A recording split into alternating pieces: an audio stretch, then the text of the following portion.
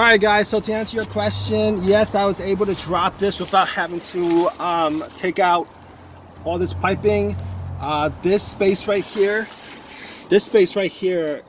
you know, if you move it, push to this space, it'll drop out.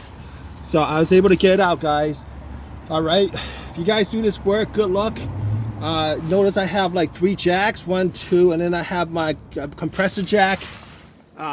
Notice I have you know, the my trucks.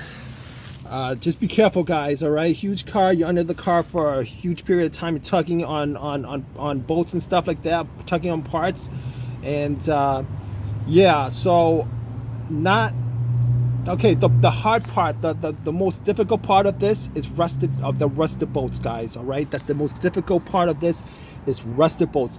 Pretty sure if you guys gotta change it out, you guys probably have a ton of mileage, and it's probably a very old, and you probably have a whole ton of rust all over your bolts and stuff like that. All right, guys. But if you guys have any comments on this video, please leave a comment in the comment section.